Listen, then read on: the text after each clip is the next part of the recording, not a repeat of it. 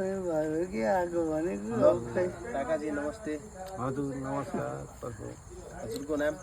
मेरो नाम श्री बहादुर कैनी, तर वडा नम्बर 3 मालाखेती चौराडीमा बस्नुहुन्छ होइन। हजुर हजुर। तर म चाहिँ आज धेरै पीडामा पसिरहेको हुनाले म यो कारणले भगवान कुन दायाँ बायाँ मिलोस् मेरो भगवान भनेर म खोजिरहेको आज तपाईँ नै भेटियो। यस विषयमा अरू केही कुरा सोध्न छ हजुरलाई चाहिँ कुन पीडा कुन विषयमा कसरी के भयो हजुरको बारेमा केही खोल्न सक्नुहुन्छ? ए भगवान, श्रीमती चाहिँ उता अनि बच्चा चाहिँ उता, म चाहिँ यता भएको कारणले मैले यही विषयमा हजुर मैले एउटा आफ्नो दुःख पीडा। घर चाहिँ हजुरको हो नि? घर त हो, भएर के गर्ने? एक्लै बस्नुहुन्छ? हजुर अब यतै सोध्छु, यो बरन्डामा सोध्छु। यो बरन्डामा सुत्नुहुन्छ? हजुर यहीँनिर सोध्छु, यहीँनिर। अब उहाँ घरमा आउँदा श्रीमती छोराछोरी पनि छन् हजुरको? हजुर। कति छोराछोरी? अनि 2टा फुच्ची एउटा फुच्चे छ। ठुलै होला नि? हजुर। अब म चाहिँ छोराछोरी एउटा छोरी मामा घर स्कुल हालेछु हजुर। अनि एउटा फुच्चे र फुच्ची चाहिँ उतै छ। उतै मतलब कता? ऊ पन्जाब अमृतसर भन्ने जग्गा हजुर। अच्छा, किन मतलब छोडेर जानु भएको? ए भगवान, अब डिस्कसन भएको थियो कि हजुर बिच? होइन त्यस्तो डिस्कस भएर जानु भयो भने कि उता अब यस्तै भयो, एक्लो घरमा एक्लै भए, आमा न बाउ न कोही भएन। अब श्रीमतीले जस्तो भने त्यस्तै गर्ने, अब जस्तो मन भयो उस्तैतिर ढल्यो होइन।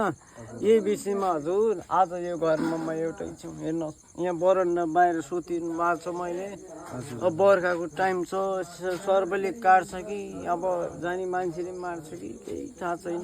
मैले सुनेको हजुर धेरै गीत गाउनुहुन्थ्यो र म उता टाढाबाट सुनिरहेको थिएँ हजुरको गाएको। हजुर, त्यही भएर हजुरलाई के भएर रहेछ के हजुर त एकदमै दुःखमा हुनु रहेछ। त्यही भएर होइन यो तपाईँ एकदमै राम्रो लाग्यो हजुरको गीत पनि अघि सुनेको थिएँ। यही गीत मार्फत हजुर कसैलाई के सन्देश दिन चाहनुहुन्छ कि होइन के भन्न चाहनुहुन्छ भने गीत गाएर भन्नु सक्नुहुन्छ होइन? गीतमै भन्छु यो गीत मार्फत भन्नु होला होइन के? अनि हाम्रो दर्शकहरूलाई के भन्न चाहनुहुन्छ होइन? म सबैलाई भन्छु हजुर, सबैलाई दर्शकबिनहरू सबैलाई नमस्कार। तर म एकदमै दुखी र एकदमै पीडाको मान्छे भएर आज यो घरमा अन्तिम आज म एउटै यहीँनिर बाहिर सुतेछु।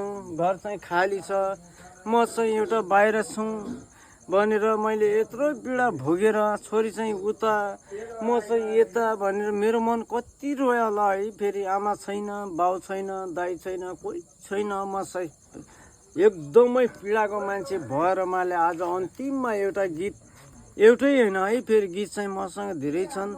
म यही विषयमा मैले गीत चाहिँ मैले पुरा बनाएर म चाहिँ हजुर सबैलाई सुनाउन चाहन्छु।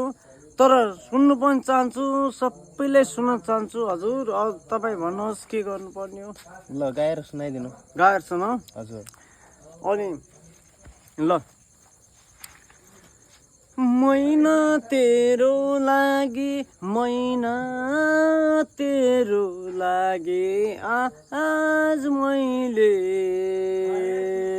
पराया हुनु, एक्लै बस्या रुनु, एक्लै बसिरुनु अभागे करम मेरो।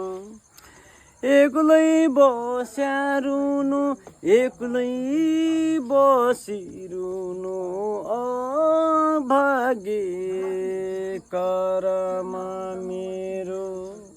मैना तेरो लागि, मैना तेरो लागि आज मैले पराया हुनु, एक्लै बस्या रुनु, एक्लै बसिरुनु अभागे करम मेरो। ऐला मेरी भैनौ, ऐला मेरी भैनौ ए प्यारी सम्झना क्यारी।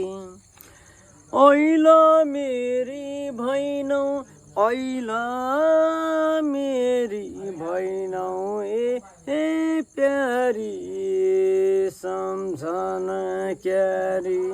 भने आज सम्पूर्ण अनि यो गीत मार्फत दर्शकहरू अनि तपाईँले गीत कहाँसम्म गाउन चाहनुहुन्छ होइन के भन्न चाहनुहुन्छ अन्तिममा म चाहिँ आज मेरो अन्तिम हजुर सबैले एउटा म के भन्न चाहन्छु मेरो पीडाहरू सबैले सुन्नुहोस् र सुनाउन चाहन्छु किनकि म धेरै अवस्थाभन्दा धेरै अवस्था तल खसिरहेको हुनाले सबैले सुनिरहोस् संसारमा मेरो जस्तो पीडा भएको साथीहरू दाजुभाइ दिदीबहिनीहरू तर यो गीत सम्झेर तपाईँ पनि चित्त बुझाउनुहोस् भनेर म सबैलाई म हजुर दर्शकबिनहरू म यो भन्न चाहन्छु अनि अरू के उत्तर छ धन्यवाद